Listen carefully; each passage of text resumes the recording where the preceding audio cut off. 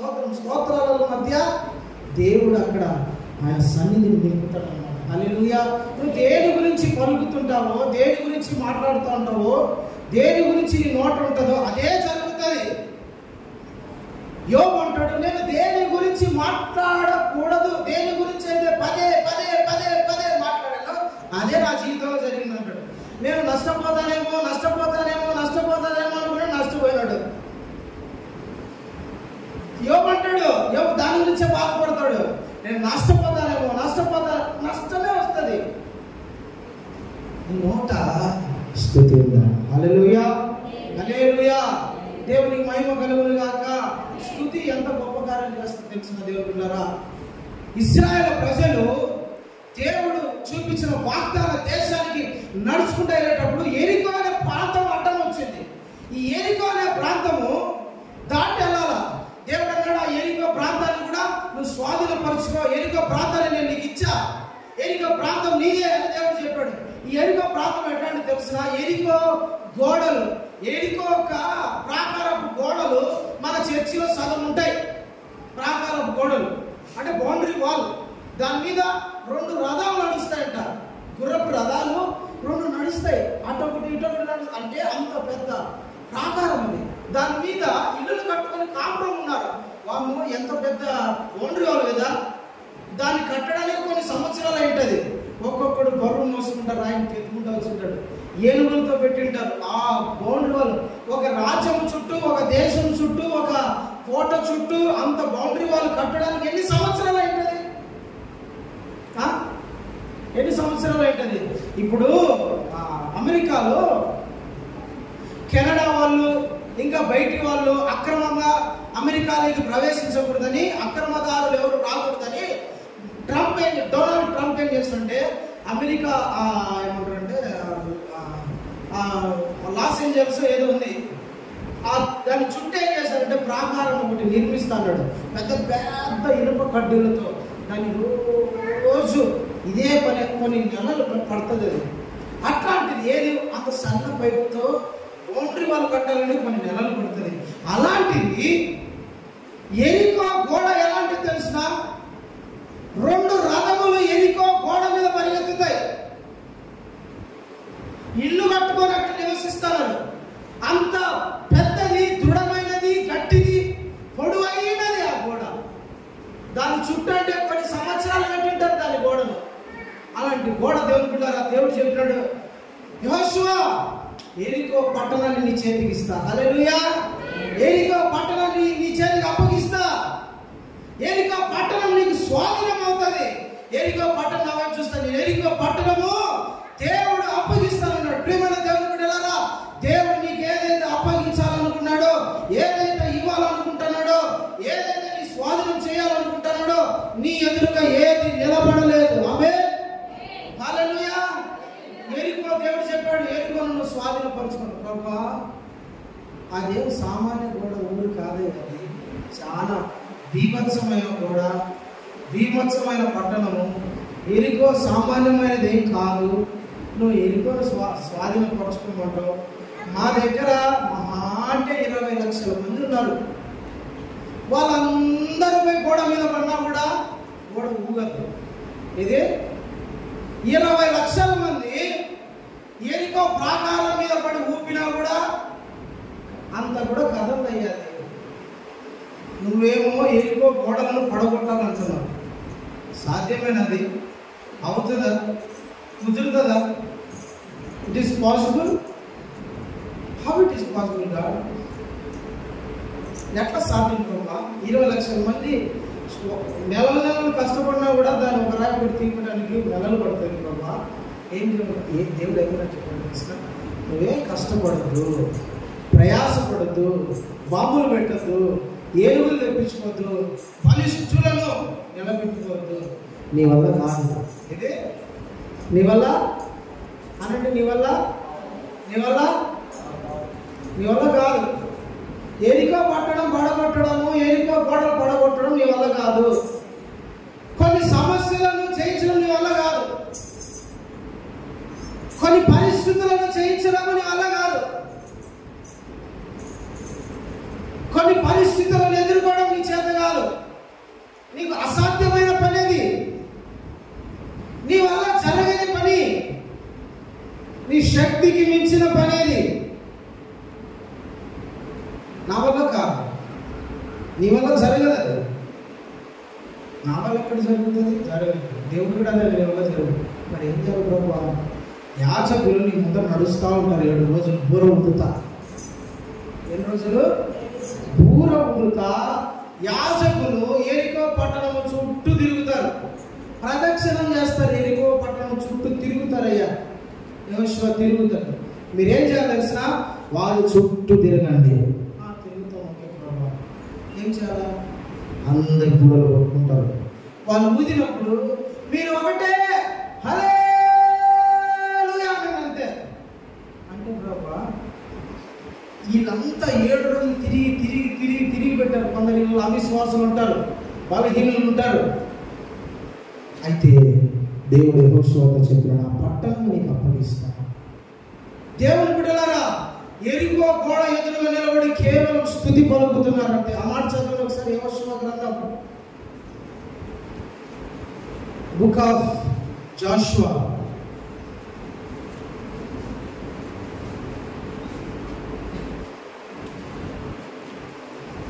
4వ అధ్యాయం 20వ వచనం చదవండి. యెహోషువ గ్రంథం 4వ అధ్యాయం 20వ వచనం. యాజకులు బూరలు ఊదగా ప్రజలు ఏం వేశారంట? కేకలు వేశారంట. ఇక్కడ ఇంగ్లీష్ లో షౌట్ అని ఉంటుంది, తెలుగులో కేకలు అని ఉంటుంది. ఇన్ హిబ్రూ షబాక్ అని ఉంటుంది. ఏమంటది? షబాక్ అని ఉంటుంది, అంటే స్తుతి అని అర్థం. ఇంగ్లీష్ లో షౌట్ అరిచారు, తెలుగులో కేక, హిబ్రూలో షబాక్. షబాక్ అనే పదం వాడబడుతుంది. అంటే వాళ్ళు గట్టిగా ప్రభువును స్తుతించారన్నమాట. హల్లెలూయా. కేకలు వేయగా ఆ బూరల ధ్వని వినినప్పుడు ప్రజలు ఆర్భాటముతో కేకలు వేయగా ప్రాకారము కూలిపోయిందంట. హల్లెలూయా, హల్లెలూయా. ప్రియమైన దేవుని బిడ్డలారా, 2 రథములు పరిగెత్తే ఆ ప్రాకారము వీళ్ళు కేకలు పడిపోయిందంట.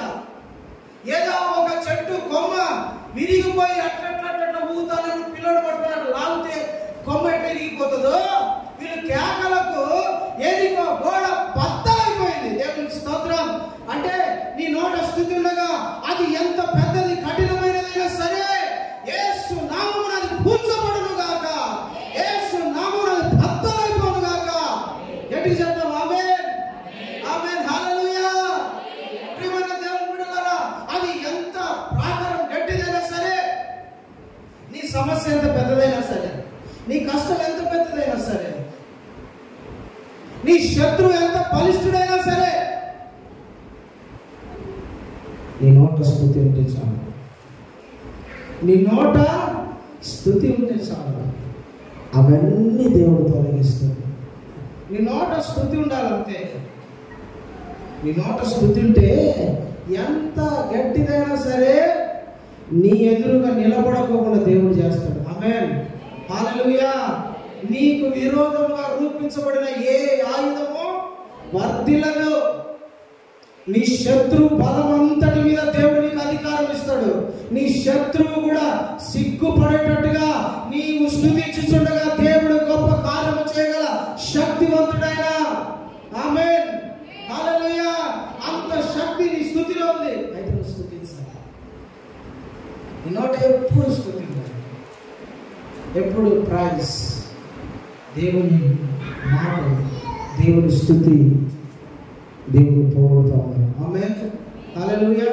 ఇప్పుడు స్తుతి ఉంటాయి. ఎరికో గోడ లాంటి నీ సమస్యలు ఎంత పెద్దదైనా సరే, నీ రోగం, నీ వ్యాధి, లేదంటే నీ బలహీనతలు ఏదైనా సరే దేవుని బిడ్డలారా, అవి నీ ద్వారా జరగని కార్యములన్నీ నీవు స్తుతించుచుండగా దేవుడు చేస్తాడు. ఆమేన్, హల్లెలూయా.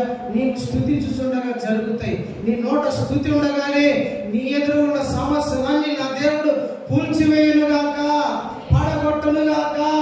అది ఎంత పెద్ద కష్టమైనా సరే నా దేవుడు తొలగించునుగాక.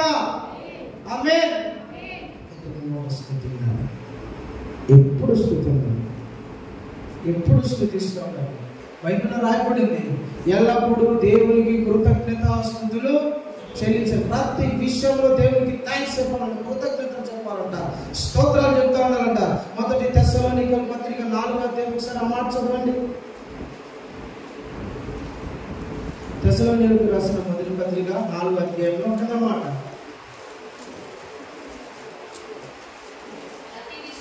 8వ వచనం 5:16. మొదటి తెస్సలోనికలకు రాసిన పత్రిక 5వ అధ్యాయము 16వ వచనం. ప్రతి విషయమునందును కృతజ్ఞతాస్తుతులు చెప్పండి. ఇలాగ చేయడం యేసుక్రీస్తునందు. ఆమేన్, హల్లెలూయా. ఇది దేవుని చిత్తం. ఏమిటి దేవుని చిత్తం?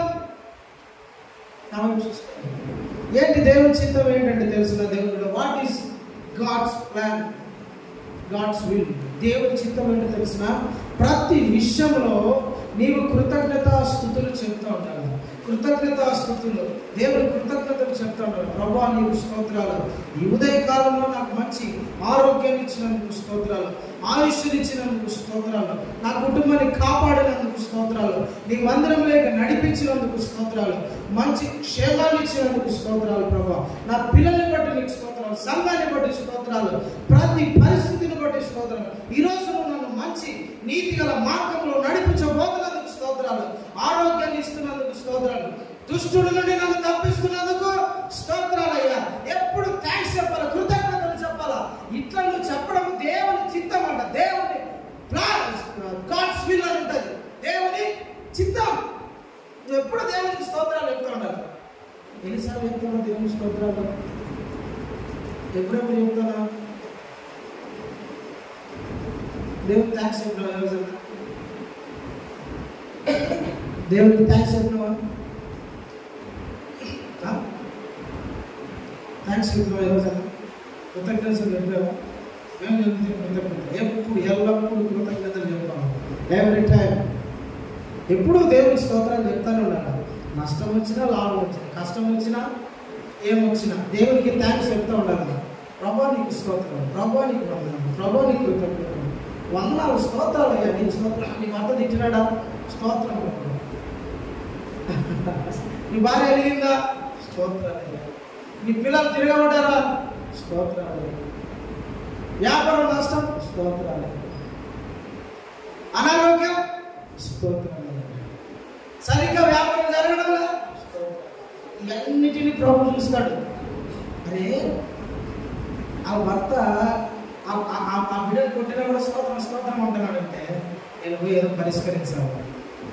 దేవునికి మహిమ కలుగును గాక, దేవునికి స్తుతి కలుగును గాక. ప్రతి విషయంలో నీవు స్తోత్రాలు చెప్తావు, కృతజ్ఞతలు చెప్తా ఉండాలి. దావీదు దినమునకు 7 మార్లు ఆయన ఏం చేస్తాడు తెలిసిన? దావీదు దినమునకు ఎన్నిసార్లు స్తుతిస్తూ ఉన్నాడు? 7 మార్లు స్తుతిస్తూ ఉన్నాడంట. నాట్ ఎ ప్రేయర్, ప్రార్థన కాదు, స్తుతించుతూ ఉన్నాడంట 7 సార్లు. రాజు అయి ఉండి, దేశం మీద నాయకుడు, అధికారి ఉండి అతనికి అసలు టైం అనేది దొరకదు. అడవులలో తిరుగుతూ ఉంటాడు, ఎక్కడెక్కడ తిరుగుతూ ఉంటాడు. మొత్తం లేచిన నుంచి ఆ సైన్యం, ఈ సైన్యం, అది ఇది అది అది అన్నీ పట్టించుకుంటూ ఉంటాడు. కానీ దినమా 7 సార్లు స్తుతిస్తూ ఉంటాడంట. స్తుతించడం ప్రైజ్, వర్షిప్, దేవుని స్తోత్రాలు చెప్పడం. మొత్తం లేస్తానే స్తుతి, మధ్యాహ్నం స్తుతి, రాత్రి స్తుతి, సాయంకాలం స్తుతి, మధ్యరాత్రిలో స్తుతి. ఎప్పుడు లేచినా ఎప్పుడున్నా కూడా అతని నోట స్తుతి మాత్రమే ఉంటుంది. హల్లెలూయా, హల్లెలూయా. ప్రియమైన దేవుని బిడ్డలారా, స్తుతి స్తుతి స్తుతి ఉంటే నీ పరిస్థితిని మార్చేస్తుంది, నీ సిచ్యువేషన్ చేంజ్ చేసేస్తుంది, నీ విలువను మారుస్తుంది, నేను ఘనతలోకి తీసుకొస్తుంది. నీ స్థితి పెంట కుప్పల మీద ఉన్న నీ బ్రతుకుని సింహాసనం మీదకి ఎక్కించగలిగింది స్థితి, స్తుతి. హల్లెలూయా, దేవునికి మహిమ కలుగును గాక. పెంట కుప్పల మీద ఉన్న బ్రతుకు దావీదుది. అన్నలు తృణీకరించారు, తండ్రి తృణీకరించారు, ఎవరు వదిలేసి అందరూ వద్దనుకున్నారు, అందరూ వద్దనుకున్నారండి. దావీదుది అన్నలు కూడా, తండ్రి కూడా. సమయంలో దావీదు. సమూయేలు దావీదు ఇంటికి వచ్చినాడు. కూర్చుంటే, దేవుడు నన్ను మీ ఇంటికి పంపించాడు, నీ పిల్లలను ఒకరిని పంపించు.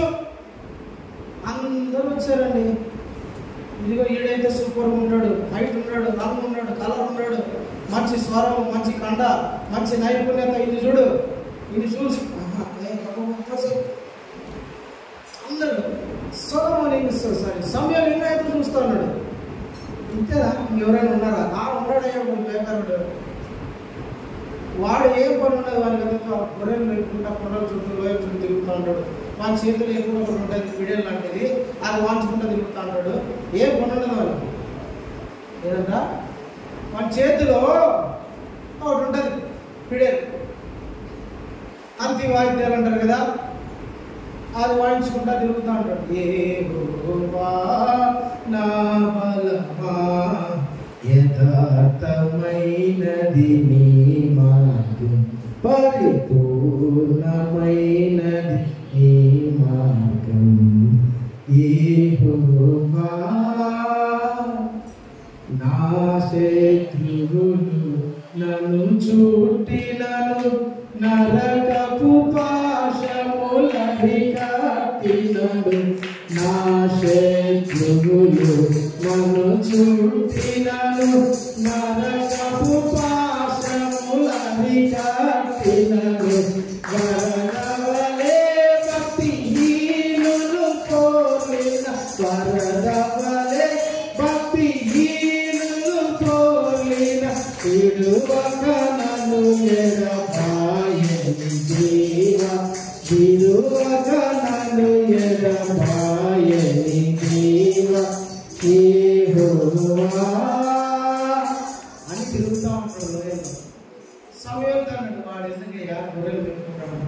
దేవుడు పిల్లరా, తండ్రి ఎదురు చూడాలి, అన్నలు ఎదురు చూడాలి, దేవుడు ఎదురు చూస్తున్నాడు. హల్లెలూయా. దేవుడు ఎదురు చూస్తూ ఉన్నాడు. అందరూ తృణీకరించేసినారండి.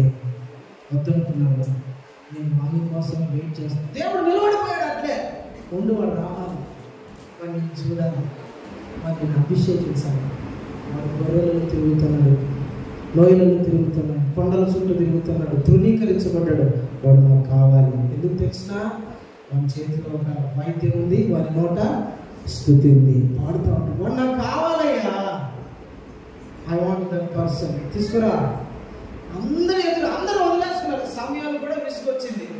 దేవుడికి రావాలి, ఎదురు చూస్తున్నాను. దేవుడి బిడ్డలారా, నీ నోట స్తుతింటే దేవుడి కొరకు ఎదురు చూస్తూ ఉంటాడు. నిన్ను ఆశీర్వదించేంత వరకు ఆయన నిన్ను వదిలిపెట్టాడు. నిన్ను గొప్ప చేసేంత వరకు దేవుడు ఆయన నిన్ను వదిలిపెట్టాడు. నిన్ను దీవించేంత వరకు దేవుడు నిన్ను వదిలిపెట్టాడండి. నీ నోట స్తుతి ఉండగా, నీ నోట ఆయన మాట ప్రకటిస్తుండగా, నీ నోట ఆయన కీర్తన ఉండగా నిన్ను వదిలిపెట్టని దేవుడు. అందరూ నిన్ను పక్కన పెట్టినా దేవుడు నిన్ను పక్కన పెట్టాడు. దేవునికి స్తోత్రం, హల్లెలూయా. దేవుని దావీదు స్థితి మారడానికి కారణం దావీదు నోట దేవుని మాట, దావీదు నోట దేవుని స్తుతి, దావీదు నోట దేవుని పాటలు. హల్లెలూయా. దేవునికి స్తోత్రం కలుగును గాక. నేను అబ్రహాము కుమారుడని దేవుడు చెప్పుకోవాలా, నేను సమూయేలు కుమారుడని దేవుడు యేసు ప్రభు చెప్పుకోవాలా, నేను యెషీ కుమారుడని దేవుడు చెప్పుకోవాలా, యేసు చెప్పుకోవాలా. ఏమని చెప్పుకున్నాడు? ఎవరి కుమారుడని చెప్పుకున్నాడు? అబ్రహాం కుమారుడని చెప్పుకోవచ్చు కదా. రాత్రి అంతా యాకోబు దేవుని సన్నిధిలో పెనుగులాడి పేరును మార్చుకున్న ఇశ్రాయేలు కుమారుడని చెప్పొచ్చు కదా. మరియ కుమారుడని చెప్పొచ్చు కదా. జకరియా కుమారుడని చెప్పొచ్చు కదా. సరే, ఏం పేరు? యోసేపు కుమారుడని చెప్పొచ్చు కదా. సొలొమోను కుమారుడని చెప్పొచ్చు కదా. ఏమంటాడు తెలిసిన? దావీదు కుమారుడు. ఎవరి కుమారుడు? ఆయన ద సన్ ఆఫ్ డేవిడ్. ఎందుకు ప్రభా? వాడు ఎప్పుడు నన్ను స్తుతిస్తాడు. చనిపోయేటప్పుడు కూడా స్తుతే, బ్రతికిన స్తుతే, అడవిలో ఉన్న స్తుతే, సింహం జరుగుతున్న స్థుతి, ఒంటరి అయిపోయినప్పుడు స్థుతి, అన్ని టైంలలో నన్ను స్థుతిస్తూ ఉంటాను. నేను లేకుండా బతకలేడు, నేను లేకుండా జీవించలేడు, నేను లేకుండా వానికి పొద్దుపోదు. పొద్దుపోదానికి నేను అన్న వదిలిపెట్టేటుంటాను. ఎప్పుడు పాట పాట స్తోత్రం స్తోత్రం. పరలోకంలో కూడా నన్ను అంత స్తుతిస్తున్నాను. పరలోకంలో దేవదూతలు కూడా ఇన్ని కీర్తనలు రాయలా, దావీదు కీర్తన రాశారు. హల్లెలూయా, దేవునికి స్తోత్రం కలుగును గాక. అందుకనే దేవుని బిడ్డలారా, స్థితి ఏం చేస్తుంది తెలిసిన, పరిస్థితిని మార్చేది. సిచ్యువేషన్స్ అన్నిటినీ చేంజ్ చేసేస్తుంది, పరిస్థితులన్నిటినీ మార్చేస్తుంది. దేవుని సన్నిధిని కూర్చొని స్తుతించాలి. హల్లెలూయా హల్లెలూయా. దేవుని సన్నిధిని కూర్చొని నేను శనివారం సాయంత్రము ఒక యవనస్తుడు నా దగ్గరికి వచ్చాడు. ఫోన్ చేశాడు, అన్న జ్వరం విపరీతంగా ఉంది, నాకు వారం రోజుల నుంచి జ్వరం భయంకరంగా ఉంది, గ్యాస్ ప్రాబ్లం ఎక్కువ ఉంది, నాకు భయంకరంగా ఉంది, నాకు సిచ్యువేషన్ శరీరంలో అలసట రేపుతుంది. నాకు రోజు హాస్పిటల్కి పోతాడు, హాస్పిటల్లో ఆ టెస్ట్ ఈ టెస్ట్ ఈ టెస్ట్ ఆ టెస్ట్ అంటాడు. నాకేమో తగ్గడంలా, ఏం చేయాలో అర్థం కావాలి. ఏం చేయాలనుకుంటున్నాను పాస్టర్, ఏం చేయాలి చెప్పు. రోజు బలహీనం అయిపోతున్నా, వణుకుతా వచ్చినాడు జ్వరంతో. నేను అన్నా భయపడతాను, డాక్టర్ల దగ్గరికి పోవద్దు. ఇంకా సరాసరి మందిరంలోకి వచ్చి ఫ్యాన్ ఉంటుంది, కూర్చో, ప్రార్థన చేయి, స్తుతించు. దేవానికి స్తోత్రం, ఈ అనారోగ్యం ఇచ్చినందుకు నీకు స్తోత్రం, స్తుతించు. బయటకు వచ్చిన దేవుని బిడ్డలారా, సాయంత్రానికి జ్వరం లేదు అంటారు.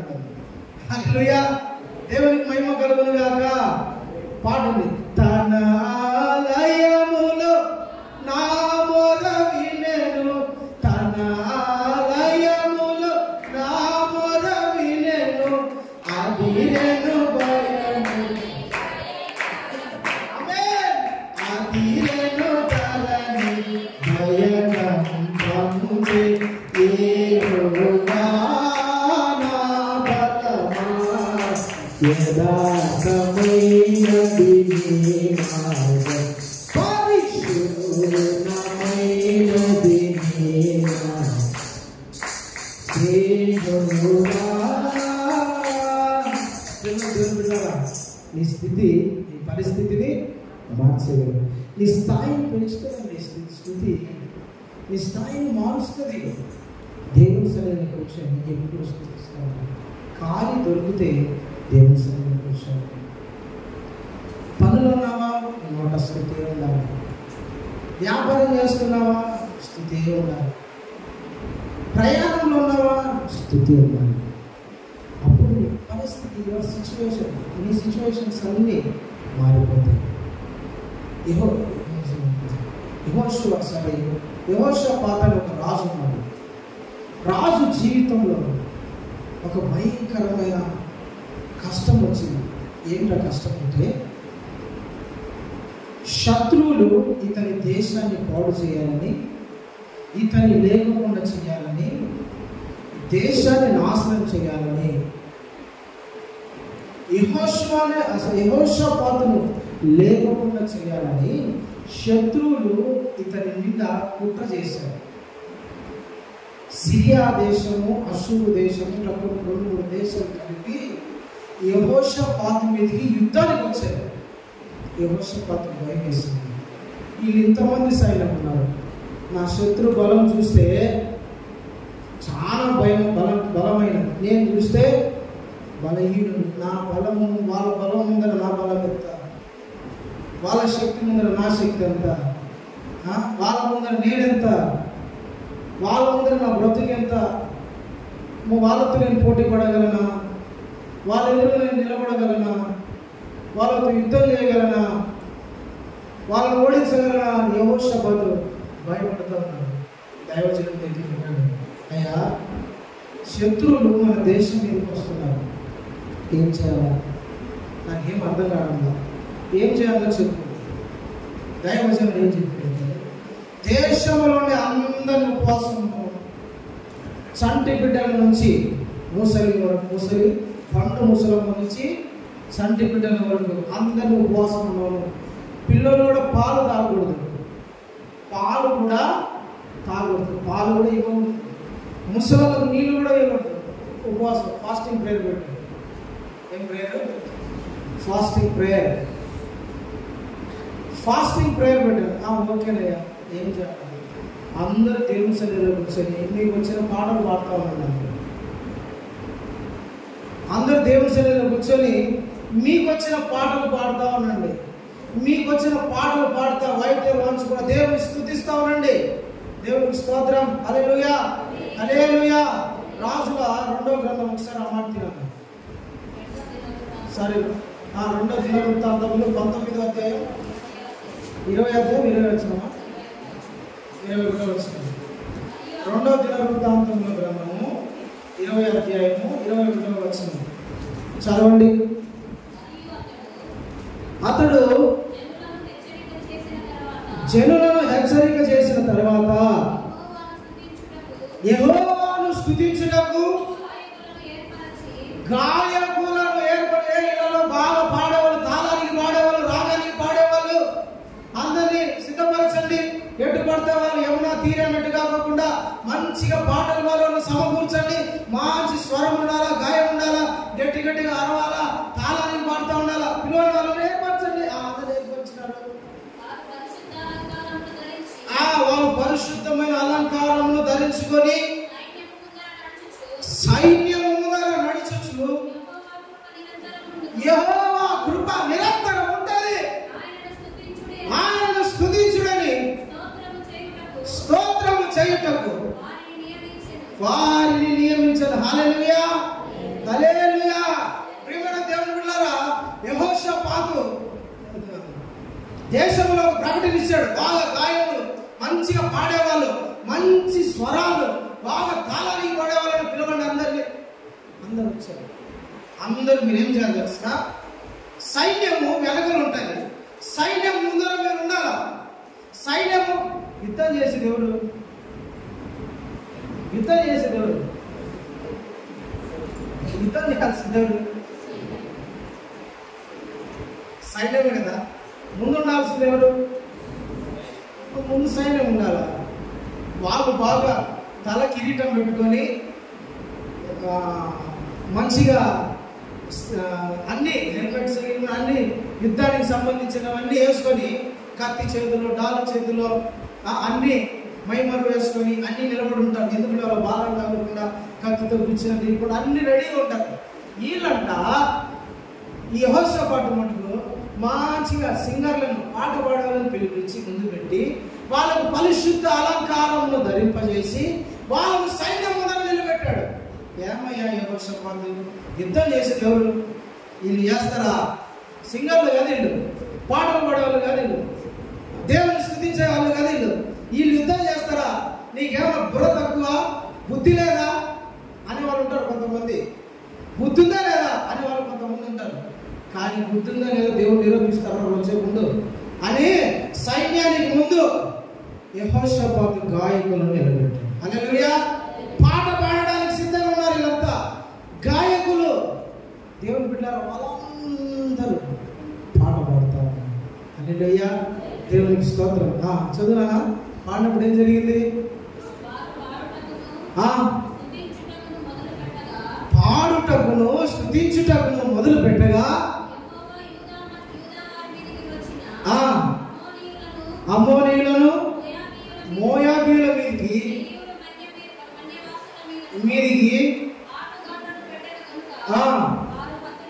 హతులై. హల్లెలూయా, దేవునికి స్తోత్రం. ఎవరు పెట్టారంట? పెట్టారు. ఎవరు ఇల్లు? దేవదూతలు. ఎవరు? దేవదూతలు. యుద్ధం చేసింది ఎవరు? పోరాడింది ఎవరు? యెహోషాపాతు పక్షంగా నిలబడింది ఎవరు? సైన్యం నిలబడిందా? ఎవరు నిలబడ్డారండి? దేవదూత నిలబడ్డాడు. యెహోవా నిలబడ్డాడు.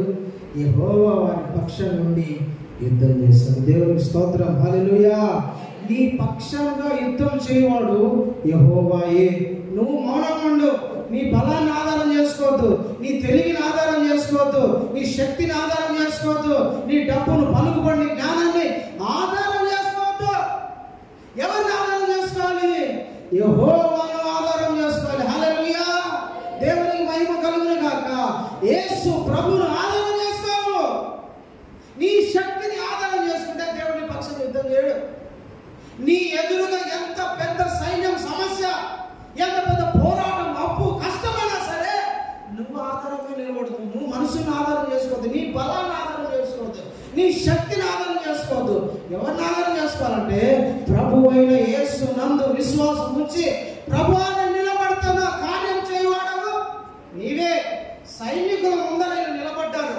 వీళ్ళు స్తుతిస్తూ ఉన్నారు, పాడుతూ ఉన్నారు, కీర్తిస్తూ ఉన్నారు. అంతే, వీళ్ళ పక్షంగా దేవుడు యుద్ధం చేశాడు. హల్లెలూయా. ప్రియమైన దేవుని బిడ్డలారా, నువ్వు మౌనంగా ఉండాలా.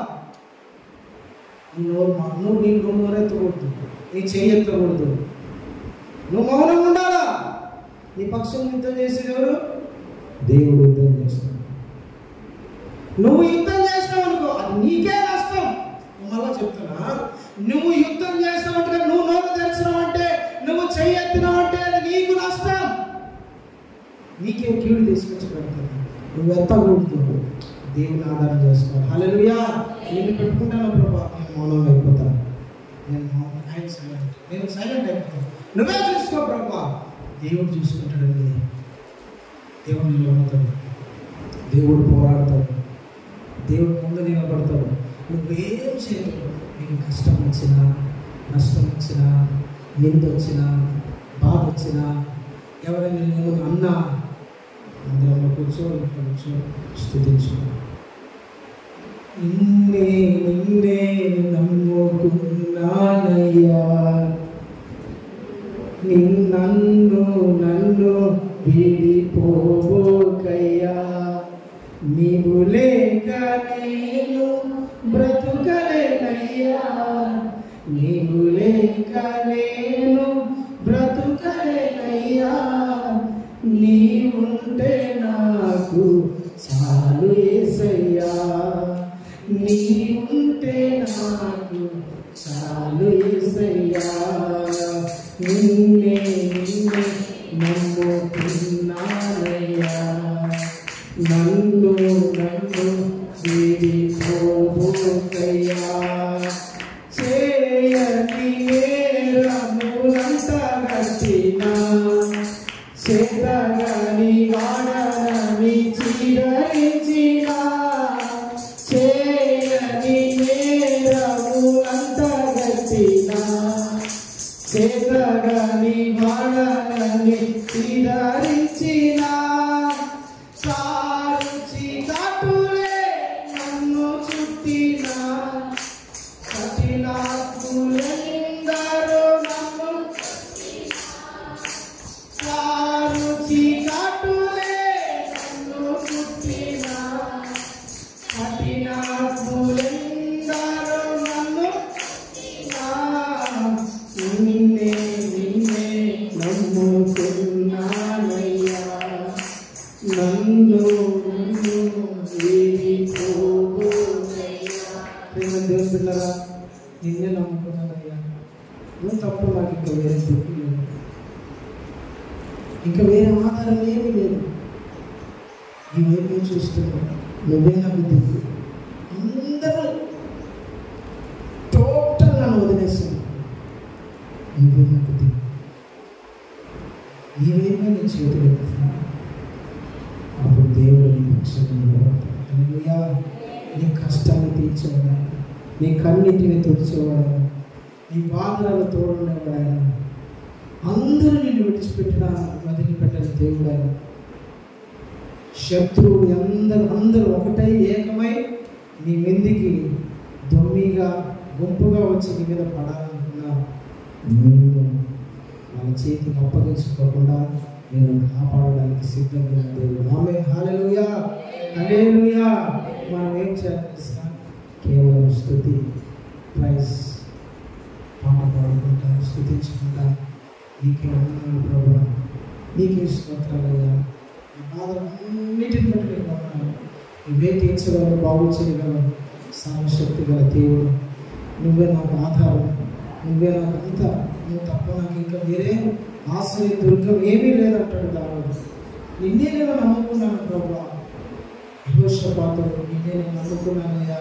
నీ ప్రజలను కాపాడాలి, అమాయకపు ప్రజలు వాళ్ళందరూ కాపాడబడాలి. స్తుతిస్తున్నాడు అంతే. స్తుతించుచుండగానే దేవుడు గొప్ప కార్యం చేసింది. హల్లెలూయా. స్తుతించుచుండగానే యెహోషాపాతు పక్షంగా నిలబడి దేవుడు యుద్ధం చేశాడు. నువ్వేమనద్దు, నీ బలాన్ని ఆధారం చేసుకో, నీ జ్ఞానాన్ని ఆధారం చేసుకో. ఎవరైనా అన్నారా, మాట్లాడారా, నష్టం చేయాలనుకున్నారా, నువ్వేమనద్దు, దేవుడు నిలబడతాడు. స్తుతించాలి, దేవుని సన్నిధిలో కూర్చొని స్తుతించాలి. నీ నోట స్తుతి ఉండగానే దేవుడు నీ శత్రువులతో మాట్లాడతాడు. నీ నోట స్తుతి ఉండగానే నీ అపవాదితో, నీ విరోధితో మాట్లాడి వాళ్ళని అణిచివేసే దేవుడు. ఆమేన్. హల్లెలూయా. సాతాను గాని అణిచివేస్తాడు దేవుడు. వాని నోటిని, వాని క్రియలను అన్నిటిని అణగతొక్కుతాడు దేవుడు. నీ నోట స్తుతి ఉండాలి. నువ్వు మాట్లాడకూడదు, నువ్వు ఎదురు తిరగకూడదు, నువ్వు తిరగబడకూడదు. ఎప్పుడైతే దేవుడికి చోటిస్తావో దేవుని జీవితం గొప్ప కార్యాలు జరుగుతాయి. ఆమేన్. హల్లెలూయా. హల్లెలూయా. ప్రియమైన దేవుని బిడ్డలారా, నీ నోట స్తుతి ఉండాలి, నీ నోట స్తుతి ఉండాలి. నీ నోట స్తుతి ఉంటే అద్భుత కార్యములను చేయవాడు, మహిమ గల కార్యములు చేయవాడు. నువ్వు చూస్తుండగానే దేవుని కార్యాలు చేస్తాడు. నీ కన్నులు చూస్తాయండి, నీ కన్నులు చూస్తాయి. నీ జీవితంలో యేసు ప్రభు చేసే అద్భుతాన్ని నీ కన్నులు చూస్తాయి. నీ కన్నుల ఎదుటనే దేవుడు అద్భుతాలు చేస్తాడు. నీ కన్నుల ఎదుటనే దేవుడు గొప్ప కార్యాలు, సూచక్రియలు జరిగిస్తాడు. నీ కన్నుల ఎదుటనే శత్రువును అణిచివేయడం నువ్వు చూస్తావు. ఎప్పుడు తెలుసా? నీ నోట స్తుతి ఉండాలి. ఇప్పుడు నీ నోట స్తుతి, స్తుతిస్తూ ఉండాలి. ఎప్పుడు నీ నోట స్తుతి ఉండాలి. హల్లెలూయా. హల్లెలూయా. నీ నోరు, నీ నోటిని బాగుగా తెలుగు నేను దానిని నింపుతాడన్నాడు దేవుడు. దేంతో నింపుతాడు దేవుడు? చక్కెరతో కాదు, 5 స్టార్ చాక్లెట్తో కాదు. దేంతో నింపుతాడు? నోరు తెలుగు చక్కెరేస్తా. ఎవరైనా దేవుడు ఉంటారా? మన నోటిని దేంతో నింపుతాడు చెప్తా తెలుసా? నవ్వుతో నింపుతాడు. హల్లెలూయా. ఆనందముతో నింపుతాడు, సంతోషముతో నింపుతాడు. నీ నోట పరిశుద్ధత, నీ నోట దేవుని స్తుతి, నీ నోట దేవుని కీర్తనలతో ప్రభువు నింపుతాడండి. ఆమేన్. హల్లెలూయా. దేవునికి స్తుతి కలుగును గాక, స్తోత్రం కలుగును గాక. నీవు నోరు తెరిచి మాట్లాడుతుండగా, ప్రార్థిస్తుండగా, నువ్వు స్తుతిస్తుండగా, నువ్వు పాడుతుండగా దేవుడు నీ జీవితంలో అద్భుత కార్యములను జరిగించును గాక. నీ కుటుంబంలో అద్భుత కార్యములను జరిగించును గాక. నీకు విరోధముగా నిలబడి పోరాడుతున్న ప్రతి విధమైన చీకటి, దురాత్మ, అంధకారపు క్రియలని యేసు నామములో ఇప్పుడే లయమైపోను గాక. Right now in Jesus name. యేసు నామమున బద్దలైపోను గాక. హల్లెలూయా. హల్లెలూయా. ప్రియమైన దేవుని బిడ్డలారా, నీ నోట స్తుతి ఉండాలి, నీ నోట స్తుతి ఉండాలి. స్తుతించుచుండగా అద్భుతాలు చేస్తాడు. ఇంకొక విషయం చెప్పి ముగించుకున్నాము. ఇద్దరు దైవజనులు, పాస్టర్ గారు బాగా కొట్టించుకున్నారు. వాళ్ళని బాగా కొట్టారు, హింస పెట్టారు. వీపంతా దెబ్బలు, గాయాలు, రక్తం, జైల్లో తీసుకొచ్చి పడేశారు. వాళ్ళు ఎక్కడికి పారిపోకూడదని వాళ్ళ కాళ్ళకు బొండలు వేశారు. బొండండి తెలుసా? బొండలు తెలిసినా? చెక్క ఉంటుంది కదా, ఆ చెక్క ఆ కాలుకి ఈ కాలు మధ్య పెట్టేశారు. ఆ చెక్కల మధ్య ఈ కాలు ఇరిగిచ్చేశారు. ఇరిగిచ్చి దానికి బియ్యం వేస్తారు. ఇంకా వాళ్ళు కదలలేరు, ఎక్కువ నడవలేరు. చేతులకు సంఖ్యలు, కాళ్ళకు సంఖ్యలు. జైల్లో ఉన్నారు. వాళ్ళంతా దెబ్బలు, గాయాలు, నొప్పులు, మంట, రక్తం వస్తున్నారు ఇద్దరికి. ఒకరినొకరు కూర్చున్నారు. అవునా, నేను చెప్తే అవును చూద్దని చెప్పిన సీలా జరిగితే జరిగింది. పోనీ ఇట్లా మాట్లాడుతున్నాడు. స్వతः ఏ డాక్టర్ అడుగుతాము, ఏ డాక్టర్ స్పెషలిస్ట్ చెప్పు, భయంకరంగా కొట్టారా బాబు అని అనుకోవాలి మామూలు, అంతే కదా. భయంకరంగా అసలు ఏం చేయాలి, ఏం అర్థం కావాలి, నొప్పులకు అలాంటి ఏడ్చుకుంటా అమ్మ అమ్మ నాయన దేవుడా ఏసయ్య ఈ పనికి పిలిస్తే ఎందుకైనా నన్ను కొట్టించడానికా తిట్టించడానికా, చూడు ఇసలు ఎంత రక్తం అంతా, దెబ్బలు గాయాలు, కాళ్ళు కొండలు చేతులకి, ఏది నాయన నేను నమ్మినందుకు ఇదేనా మాకు, మా జరిగే శాస్త్రం ఇదేనా, అమ్మని ఏదో హైలైట్ చేస్తాం పైన పెడతాం అనుకుంటే మాకు వచ్చిన నష్టము గాయాలు ఏనా బొమ్మా. మనం ప్రభు నమ్మినందుకు అప్పుడప్పుడు గాయాలైతే దెబ్బలు తగులుతాయి, మనకు శత్రువులు అవుతారు, మనకు దెబ్బలు పడతాయి, లోకమంతా మనకు విరోధులు అవుతారు. అయినా భయపడద్దండి. హల్లెలూయా. అయినా భయపడకూడదు, జడియకూడదు, అధైర్యపడకూడదు. నీకు కలిగిన గాయాలను బట్టి నువ్వు ఎప్పుడు కూడా అధైర్యపడకూడదు. నీ కుటుంబమే ఒకసారి నీకు విరోధం తయారైతే నిన్నే కొడతారు. నీవు స్థుతించుచున్న నీ ప్రభువు నమ్మినందుకే నీ కుటుంబమే గాయాలు నీ కుటుంబమే నేను గాయాల పాలు చేస్తుందండి. నీ కుటుంబమే ఒకసారి నిన్ను గుచ్చి పెడతావు. నీ కుటుంబం ద్వారానే నువ్వు ఎక్స్పెక్ట్ చేయవు, అయ్యో నా కుటుంబమే నాకు విరోధంగా అయిపోయింది, నా కుటుంబమే నాకు ఆపోజిట్ అయిపోయింది, వీళ్ళే నాకు తోడుగా ఉంటారు అనుకుంటే ఆపోజిట్ అయిపోయారంటే అని నీకు అనిపించవచ్చు. గాయాలు అవుతాయి, నీ కుటుంబమే. జకర్యా గ్రంథంలో ఒక మాట ఉంటుంది, ఒక వ్యక్తి వచ్చి అడుగుతాడు, ఏంటి గాయాలు నీకంటే, నా సహోదరులు నన్ను గాయాలు అవుతాయి. ఒకసారి ప్రభు నమ్మినందుకు, ప్రభు మీద విశ్వాసం వచ్చి నడుస్తా నీతిగా బ్రతుకుతా ఉన్నందుకు ఒక్కొక్కసారి గాయాలు అవుతాయి, అవమానాలు ఎదురవుతాయి, కొడతారు, హింసిస్తారండి. నీతిగా బ్రతుకుతున్నందుకు ప్రజలు నిన్ను లేనిపోని సూటిపోటి మాటలతో నేను అంటారు. పౌలుకు శీలకు యేసు ప్రభు మాటలు, మంచి మార్గాన్ని ప్రకటిస్తున్నారు. వాళ్ళు నీతిగా బ్రతకండి, పరిశుద్ధంగా బ్రతకండి, మంచిగా ఉండండి, దేవుని నమ్ముకోండి అని ప్రకటిస్తున్నారు. తాను తిరిగి ఇష్టం వచ్చిన బ్రతుకు, 10 మందిని పెట్టుకో అని చెప్పడం కూడా పౌలు శీలకు దైవజనులు ఏం చెప్తున్నారు, నువ్వు పద్ధతిగా బ్రతుకు, పరిశుద్ధంగా బ్రతుకు, నీతిగా బ్రతుకు, భయభక్తులు కలిగి బ్రతుకు, ప్రజల పట్ల ప్రేమ కలిగి బ్రతుకు, ఏది దేవుడు అనబడదో ఏది దేవుడు కాదు పరీక్షించి తెలుసుకో. సృష్టించబడిన ప్రతిదీ దేవుడు కాదు, సృష్టించిన ఒక ఆయన ఉన్నాడు, ఆయన నజరేయుడైన యేసు, ఆయన నామమందు తప్ప వేరొక నామములో రక్షణ లేదు అని ఈ పౌలు శీలను బిగ్గరగా ప్రకటిస్తూ ఉండగా కొందరు లేచి గాయపరిచారు, కొట్టారు, హింసించారు, జైల్లో పడేశారు, కాళ్ళకు మొండలేశారు. మధ్యరాత్రి అయితే రాత్రి ఎప్పుడో సాయంకాలం పడేశారు. ఒళ్ళంతా గాయాలు, నొప్పులు, బాధలు, హింసించబడ్డారు, ఏడుస్తా ఉన్నారు. ఒక పక్క నొప్పులు తట్టుకోలేకున్నారు. అప్పుడు వాళ్ళ నోట ఏమొచ్చి తెలిసిన స్తుతి పలుకుతారు. హల్లెలూయా. వారి నోట శరీరం అంతా గాయాలే, శరీరం అంతా నొప్పులే, బాధ, కానీ వాళ్ళ నోట ఏమో తెలిసిన స్తుతి. హల్లెలూయా. వాళ్ళు స్తుతించుచుండగా, పాడుతుండగా, కీర్తనలు పాడుతుండగా ఆకాశంలో ఒక శబ్దం పుట్టి భూమి మీద భూకంపం వచ్చిందండి. హల్లెలూయా. భూమి మీద వాళ్ళు పాడుతూ ఉన్నారు దేవుని బిడ్డలారా. వాళ్ళ చుట్టూ ఉన్న ఆ ప్రాంతం అంతా భూకంపంతో నిండిపోయింది. వాళ్ళు ఉండడమే కాదు, వాళ్ళ చుట్టూ ఉన్న వాళ్ళందరి బంధకాలు, కాళ్ళకు, చేతులకు, సంఖ్యలు అన్ని తెగిపోయాయి. వాళ్ళు ప్రార్థన చేస్తున్నారు, స్తుతిస్తున్నారు, అంతే, కీర్తనలు పాడుచుండగా అంతే పాడుతున్నారు, వాళ్ళ బంధకాలు తెగిపోయాయి. ఒకసారి మాట చదువుదామా? అపోస్తల కార్యాలు 16వ అధ్యాయం, అపోస్తల కార్యాల గ్రంథం 16వ అధ్యాయం 25వ వచనం చదవండి. అయితే మధ్యరాత్రి వేళ, అపోస్తల కార్యాలు 16:25, అయితే మధ్యరాత్రి వేళ పౌలు శీలలు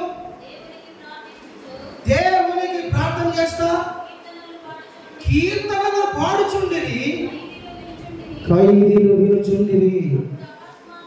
అప్పుడు అకస్మాత్తుగా మహాభూకంపం కలిగిందంట.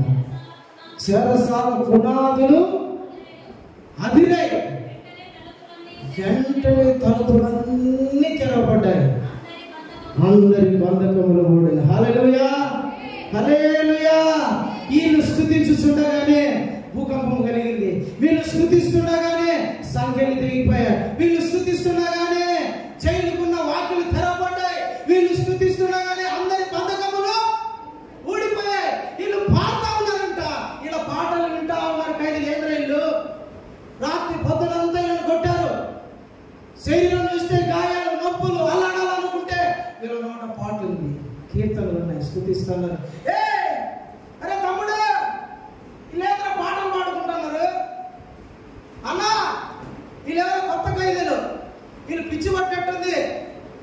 వీళ్ళు పాడుకుంటున్నారు, పాటలు పాడుతున్నారు, స్తుతించుకుంటున్నారు. ఇలా పొద్దున చూస్తే శరీరం నిండా ఏమున్నాయి? గాయాలు ఉన్నాయి, దెబ్బలు. వీళ్ళు చూస్తే రాత్రిలో లేచి స్తుతించుకుంటున్నారా? వాళ్ళు స్తుతిస్తూ ఉండగానే వాళ్ళు వింటా ఉన్నారు.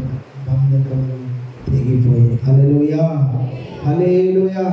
అందరి బంధకములు ఊడిపోయాయంట. ఒకరికి ఇద్దరికి కాదు, అందరి బంధకాలు ఊడిపోయాయంట. దేవునికి స్తోత్రం కలుగును గాక, దేవునికి మహిమ కలుగును గాక. స్తుతించుచుండగా అందరి బంధకములను తెంచే దేవుడు, స్తుతించుచుండగా అందరిని విడిపించే దేవుడు, స్తుతించుచుండగా భూకంపములు తెప్పించే దేవుడు, ప్రజలందరి సమస్యలు, ఇబ్బందులు, పోరాటాలు, కష్టముల నుండి విడిపించగల సమర్థుడు నాజరేయుడైన యేసు. అలాంటి శక్తి నీ స్తుతిలో ఉంది, అలాంటి ప్రభావం నీ స్తుతిలో ఉంది. నీవు స్తుతించుచుండగానే ప్రజల బంధకాలు ఊడిపోతాయి.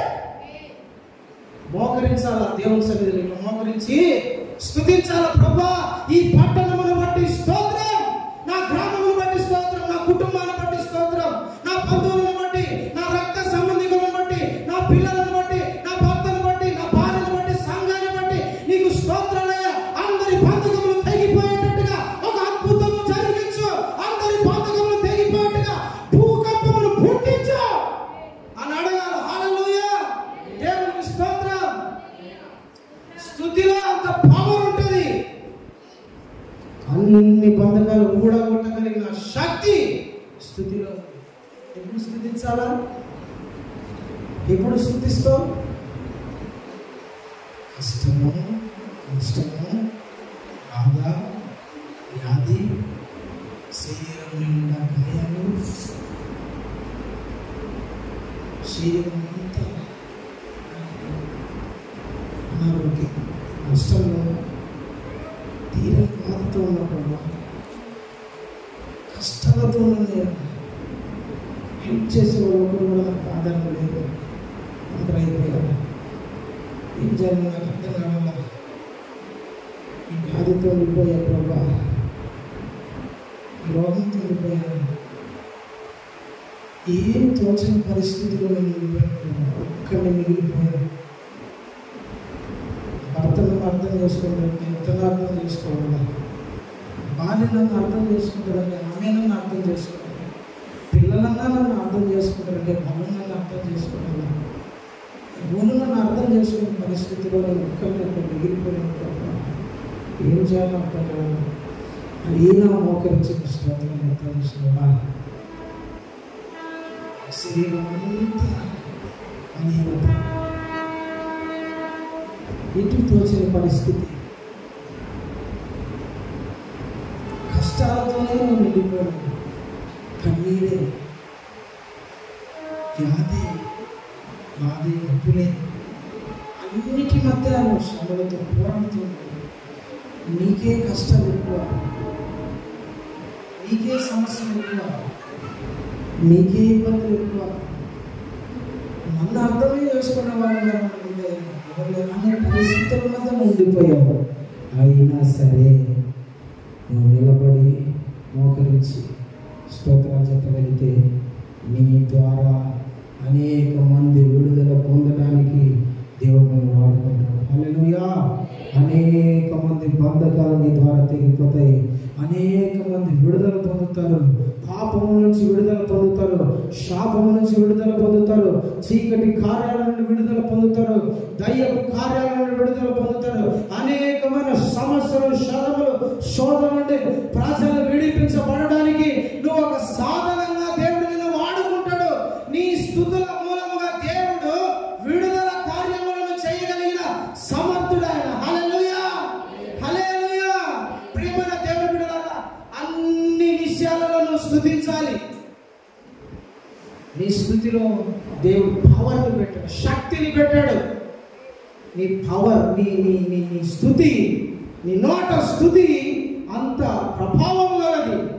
నీ నోట స్తుతి ప్రజల్ని మార్చగలదు, మనుషుల్ని మార్చగలదు, పరిస్థితులను మార్చగలదు, నీ సమస్యల నుండి విడిపించగలదు, శ్రమలనే కొలిమిలో నుండి బయటికి తీసుకురాగలదు, ఇబ్బందులనే, కష్టాలు, శ్రమలనే, పోరాటముల నుండి నిన్ను బయటికి తీసుకురాగలిగినది నీ స్థితి, నీ స్తుతి. హల్లెలూయా. నీ స్తుతిలో నుండి దేవుడు ఒక దుర్గమును స్థాపించగలడు. నీ స్తుతిలో నుండి దేవుడు నీ సమస్యకు పరిష్కారం తీసుకురాగలడు. నీ స్తుతి ద్వారా దేవుడు నీ పరిస్థితిని మార్చగలడు. హల్లెలూయా. ప్రియమైన దేవుని బిడ్డలారా, నీ స్తుతిలో అంత శక్తి ఉంది. పొద్దున్న లేచావా, నేను స్థితి పొద్దున్న లేచినప్పటి నుంచి మళ్ళా కళ్ళు మూసుకుని పడుకునేంత వరకు నేను స్థితి ఉన్నాను. ఎప్పుడు, ఎనీ టైం, 24/7, 24 hours పడుకున్నా నేను స్తోత్రాలయ్యా, మళ్ళా బయట సస్తారు పడుకున్నాను.